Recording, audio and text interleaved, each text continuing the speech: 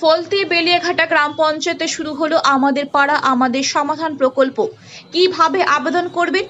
পঞ্চায়েত সমিতির সভাপতি মনোয়ারা বিবি ও পঞ্চায়েত উপপ্রধান নজিবুর রহমান সরাসরি সাংবাদিকদের জানান, আজ থেকে শুরু হলো রাজ্য সরকারের নয়া প্রকল্প আমাদের পাড়া আমাদের সমাধান। প্রতিটি বুথে ক্যাম্প বা শিবির করে সাধারণ মানুষের সমস্যা মেটানোর জন্য এই প্রকল্প শুরু করেছে রাজ্য সরকার। মূলত রাস্তা, জল, বিদ্যুৎ সহ আমজনতার যে কোনো সমস্যার কথাই এই শিবিরে জানানো হবে। রাজ্যের মোট ৮০,০০০ বুথে মানুষের কাছে এই পরিষেবা পৌঁছে দেওয়া হবে শিবির থেকে। আগামী ৬০ দিন ধরে প্রায় ২৭,০০০-এরও বেশি ক্যাম্প চলবে গোটা রাজ্য জুড়ে। ১৫ নভেম্বরের মধ্যে ক্যাম্পে জমা পড়া সমস্যা সমাধানের চূড়ান্ত সিদ্ধান্ত নেওয়ার পরিকল্পনা নিয়েছে রাজ্য সরকার। এই প্রকল্পের জন্য প্রতিটি বুথে ১০ লক্ষ কোটি টাকা বরাদ্দ করা হয়েছে। ৩টি বুথ নিয়ে একটি কেন্দ্র তৈরি করে সাধারণ মানুষের কাছ থেকে ছোট ছোট সমস্যা শোনা হবে। কোন কোন সমস্যা সমাধান পাওয়া যাবে এই প্রকল্প থেকে তা কয়েকটি ভাগে ভাগ করে দেওয়া হয়েছে। আবার এই ক্যাম্পগুলিতে থাকছে দুয়ারে সরকার ডেস্ক, সেখানেও কেউ চাইলে সমস্যা তুলে ধরতে পারেন। কিভাবে সমস্যার কথা জানাবেন সাধারণ মানুষ, তার জন্য একটি নিয়মাবলী ঠিক করা হয়েছে।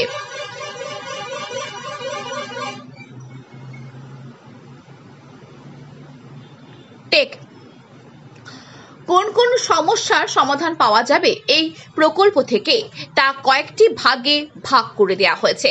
আবার এই ক্যাম্পগুলোতে থাকছে দুয়ারে সরকার ডেস্ক, সেখানেও কেউ চাইলে সমস্যা তুলে ধরতে পারেন।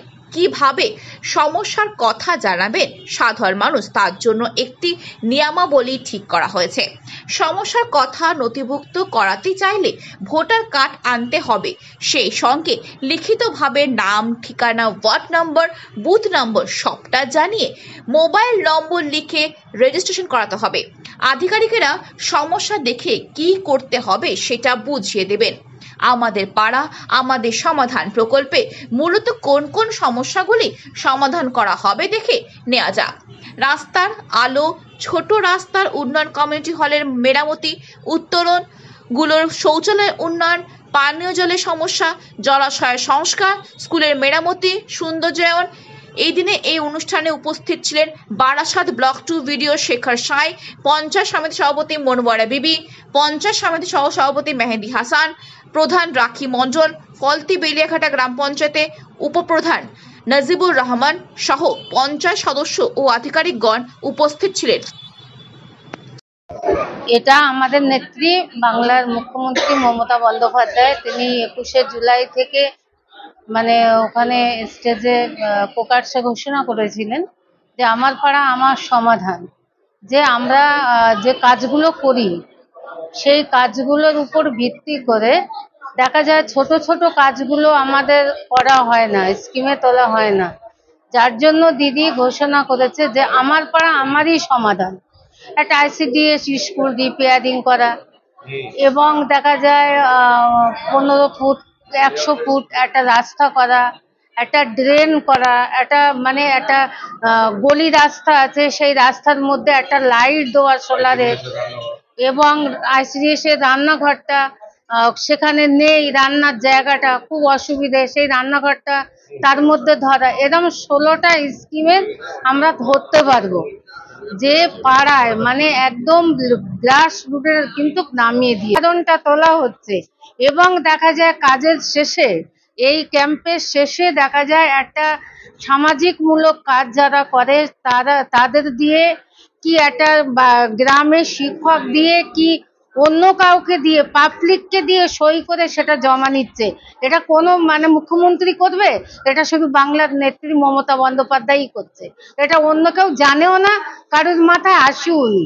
এটা মমতা বন্দ্যোপাধ্যায়ের মাথায় এসেছে যে আমাদের পাড়ার থেকে তাদের বক্তব্য নিয়ে আমরা কাজটা করব। এটা বাংলার আমাদের নেত্রী মমতা বন্দ্যোপাধ্যায় গ্রামের মানুষের সুবিধার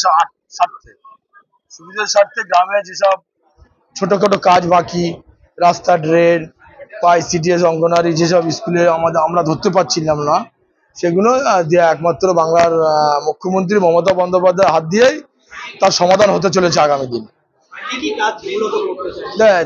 চোদ্দটা স্কিম আছে, তার মধ্যে মূলত গ্রাম অঞ্চল। সুতরাং আমরা তো একদম প্রকৃত গ্রাম অঞ্চলের মানুষ, সেই হিসেবে গ্রামে অঞ্চলের বেশি আশা। এখন আমরা বলেছি ওদের ছোট কিছু রাস্তা আছে,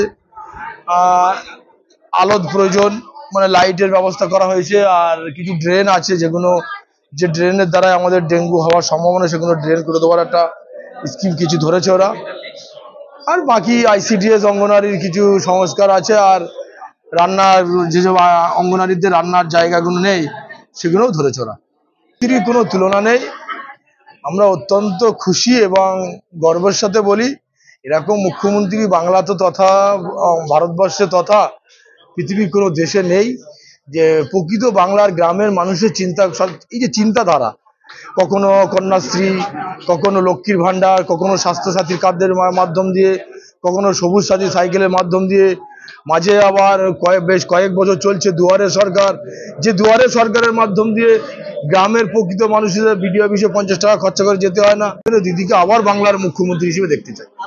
দেখ, আমরা আজকে স্কিম নিচ্ছে, আমাদের বিডিও অফিসের দপ্তরের লোকেরা আছে, তারা এন্ট্রি করছে কোডাল, এন্ট্রি করার পরে ওটাকে প্রসেসিং হবে, তারপরে ওটা সিস্টেম মানে আর কি ক্রাইটেরিয়া বাছা হবে যে কোন কাজটা প্রথম হবে, দ্বিতীয়, তৃতীয়, চতুর্থ, এইভাবে কাজ হবে।